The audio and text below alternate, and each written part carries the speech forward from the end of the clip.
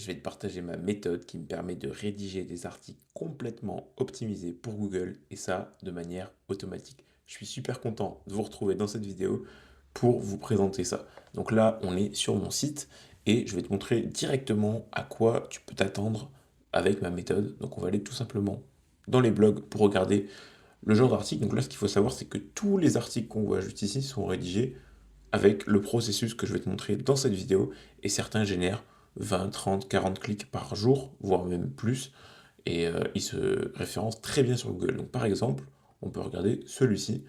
Donc on arrive sur une page où là on a une petite image sympathique, une première partie en bref, une table des matières, voilà un format complètement adapté pour Google, en tout cas qui est optimisé avec des H1, des textes en gras, voilà, des petits modules comme ça, des petits CTA, des tableaux, car c'est important pour Google.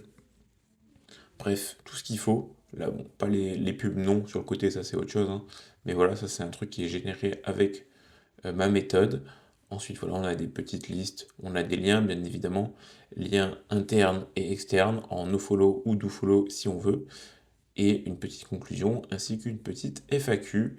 Voilà, voilou. Donc ça, c'est ce à quoi tu peux t'attendre si tu restes jusqu'à la fin de cette vidéo. Je vais te montrer la méthode pour le faire toi de ton côté. En tout cas, je vais te montrer voilà, tout ce que tu peux faire et comment tu peux avoir ce genre d'article. Donc comment ça se passe? Ça fait bientôt plus d'un an que j'ai créé ce truc-là. Donc là, c'est la version numéro 3. Il y a eu plusieurs versions, bien évidemment. Et j'ai bien évidemment fait évoluer la chose pour la rendre de la meilleure qualité possible. Donc, ce qu'on va faire, c'est qu'on va se rendre voilà, là-dessus. Et puis, c'est tout simplement une automatisation. Comme je l'ai dit, en l'occurrence, j'utilise N8N pour celle-ci. Et donc, ce qu'on va faire, c'est qu'on va déjà l'exécuter. On peut voir, voilà, donc là, je l'ai exécuté. Et on a vu tout à l'heure que le dernier article de blog était les forfaits en Colombie, en l'occurrence. Donc là, tout simplement, ce qui va se passer, c'est que un nouveau va être généré pendant que je vais t'expliquer tout le processus de cette automatisation. Comme ça, on pourra voir le résultat à la fin. Donc, ce qui se passe, on va y aller étape par étape. Donc, je vais d'abord rechercher le mot-clé. OK, ça c'est simple. Là, il va y avoir juste voilà, donc le mot-clé en l'occurrence ici, c'est comment activer et configurer une eSIM à Guernesey, donc ça doit être un pays en 2026. L'intention de recherche, donc ça c'est les mots-clés, je les ai déjà présélectionnés, j'ai une autre automatisation qui le fait, que je pourrais te présenter dans une autre vidéo si ça t'intéresse. Mais là n'est pas la question, on se concentre sur la rédaction qui est le plus important. Donc on a le mot-clé, ce qui est le plus important. Ensuite, là, c'est un petit bout de code pour choper la date, donc l'année sur laquelle on est actuellement. C'est important. Et justement, ici, on va rentrer les champs. Donc on va setup, donc définir tous les champs qu'on va avoir besoin pour la suite de l'automatisation. Donc on va avoir le mot-clé, comme j'ai dit. Donc là, c'est le mot-clé vraiment qui va être euh, ce que les gens vont peut-être taper sur Google, donc là en l'occurrence eSIM Guernesey intégration. Bon, bah voilà, c'est un mot-clé. L'année, le nom de domaine de mon site, les couleurs, donc ça c'est les trucs que j'ai prédéfinis juste ici, c'est les couleurs de mon site. Et ensuite les informations du domaine, donc voilà, mon site c'est un comparateur de cartes eSIM, j'ai mis mes concurrents, mes affiliés, etc. Comme ça il peut les en parler avec le lien d'affiliation. Voilà, donc ça c'est juste les variables pour les définir.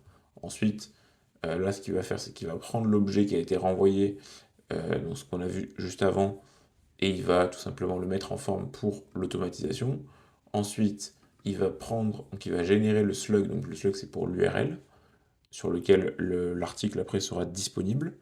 Très rapidement, j'interromps la vidéo pour te demander si tu apprends quelque chose dans cette vidéo, alors rends-le-moi en mettant un pouce en l'air, ça aide énormément la chaîne. Et abonne-toi pour ne louper aucune des prochaines vidéos, car ce qui arrive, ça va vraiment t'apporter, à mon avis, énormément de valeur. Allez, on est reparti. Donc ensuite, on a tous les prompts qui sont récupérés dans une base de données Airtable. Donc on peut le voir, il y en a 22, parce qu'il y a beaucoup d'appels à des modèles d'intelligence artificielle, comme on va le voir juste après. Ils sont tous agrégés en un seul objet.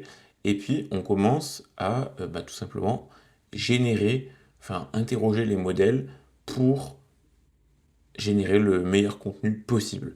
Et donc, ce qui est important de savoir, c'est quand on rédige un article, d'abord, on le rédige pour un être humain, avant même de le faire pour Google. Évidemment, on a envie qu'il soit optimisé pour Google, mais avant tout, un article, il faut qu'il puisse être lu Et aussi Google, une des métriques, même c'est je pense la métrique la plus importante, c'est le comportement utilisateur sur l'article.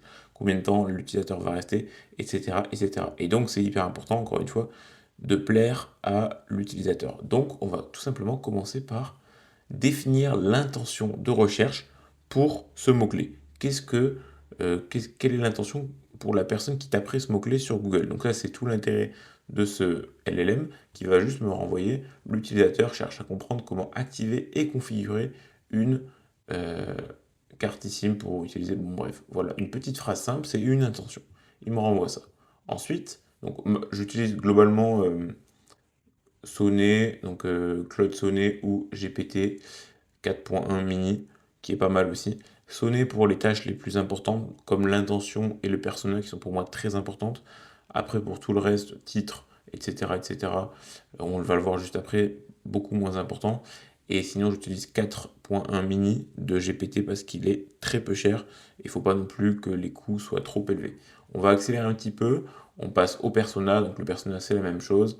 C'est le persona qui taperait ce mot-clé. Donc voilà, là on va avoir le persona qui va être généré juste ici. Ensuite on a le titre et la métadescription. Voilà. Ensuite on va avoir les sources, très très très important les sources, déjà pour Google mais aussi pour avoir les meilleures informations possibles dans ton article. Il faut que tu ailles sourcer sur le mot-clé qu'est-ce qu'ont fait tes concurrents, quelles sont les recherches annexes que tu peux faire pour venir remplir ton article et même les citer. Moi, c'est ce que je fais, je remplis, donc je m'en inspire, mais également je viens citer les sources, et ça, c'est très très très important. Et pareil, dans la même idée, donc là, j'utilise pour les sources, j'utilise Sonar, qui est Perplexity globalement. Ensuite, je fais une analyse de la SERP, et donc là, c'est un sous-workflow, je peux rentrer dedans, allez hop, tac, on va voir le sous-workflow. Donc le sous-workflow, bon, il est un petit peu compliqué, on fera peut-être une prochaine fois, mais globalement, il va analyser la SERP et qu'est-ce qu'il renvoie?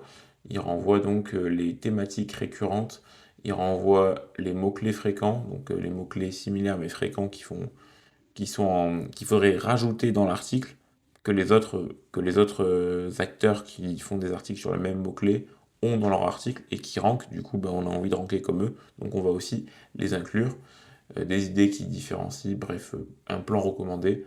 Voilà, il donne pas mal d'informations ce petit module. Et justement, après ça, on va générer la trame. La trame, c'est voilà, l'idée, un premier brouillon, mais vraiment très très très bref, avec des simples phrases. Il faudrait ici parler de ça, ça, ça, ça. Ensuite, on va générer un brouillon. Donc là, c'est quand même beaucoup plus complet. Euh, c'est vraiment un brouillon. Là, on a la trame. Et ici, on va avoir le brouillon, juste là, donc un plus gros texte, on va dire. Et derrière, ce qu'on va faire, extraire les mots-clés. Donc, c'est les mots-clés importants de l'article qu'il faut extraire et mettre, on va dire, en valeur. C'est important, c'est tout ce qu'on va voir justement en gras, par exemple, dans les articles. Et après, on va s'attaquer au maillage interne, parce que c'est important sur un article que déjà tu fasses du maillage interne, donc que tu viennes lier, on va dire, faire du lien vers d'autres articles qui t'appartiennent, mais que c'est très important que ces articles ils soient thématisés par rapport à l'article que la personne est en train de lire. Par exemple, si je fais une ISIM sur ce pays-là, si j'avais un autre article sur ce pays-là, mais qui parlait, je sais pas, des conseils pour voyager, bah, ça serait pertinent de lier, enfin d'inclure cet article quelque part dans cet article pour que la personne puisse potentiellement aller dessus parce qu'elle pourrait être intéressée. Alors que si j'avais un article sur les voitures, ça n'aurait pas d'importance, d'intérêt, on va dire, de le mettre là-dedans. Pour autant, ça aurait quand même un bon effet pour Google parce que c'est quand même un lien interne, mais pas d'intérêt pour l'utilisateur et du coup, moins aussi également pour Google. Donc là, l'idée, c'est de venir récupérer tous les articles que j'ai sur mon site. Donc là, on a tous les articles. Et derrière, on va extraire les plus pertinents. Donc voilà, là, on a vu un autre article sur une intégration, euh, une meilleure estime pour le voyage à l'international. Voilà, bon, c'est des articles qui ont été récupérés par un modèle d'intelligence artificielle, en l'occurrence c'est GPT-4, je pense, voilà 4.1 mini. Et derrière, on va venir rédiger l'article. Et là, on rédige un article complet au format Markdown. Et pour ça, qui de mieux qu'utiliser Claude Sonnet? J'utilise le 4 parce que le 4.5 bug, pour moi en tout cas sur N8N. mais voilà, le code fait très bien le taf. Et donc, il me renvoie on va le voir juste ici, là, voilà, tout un gros pavé en Markdown. Donc, c'est un format très spécifique qui permet après d'être retraduit potentiellement en d'autres formats, comme le HTML, ce qu'on va faire juste après. Et là, on va avoir justement la FAQ qu'on a vu tout à l'heure juste en dessous, donc il va me générer une FAQ, donc Q1 avec Q1 A1, donc pour les questions 1 et les réponses numéro 1 jusqu'à 5. Ensuite, le formatage en HTML, donc c'est là où je donne toutes mes directives pour avoir un HTML qui correspond à mon site. Donc voilà, là il me renvoie tout le code en HTML, je pense qu'on peut le voir juste là. Un magnifique code. Et puis derrière, ce qu'on va faire, c'est qu'on va mettre le JSON LD, très important également, euh, parce que ça permet d'optimiser le référencement pour Google. Donc ça, c'est le JSON.ld, c'est très très très important. Si tu ne le fais pas dans tes articles, je te conseille vraiment de le faire. Ça te permet d'être bien positionné et également comment dirais-je, d'avoir des spécialités, enfin des choses en plus dans la SERP. Dans la SERP, c'est dans les résultats. Tu peux avoir par exemple ta FAQ qui apparaît dans la SERP, ce qui est vraiment très bien parce que ça veut dire que tu vas prendre plus de place. Voilà.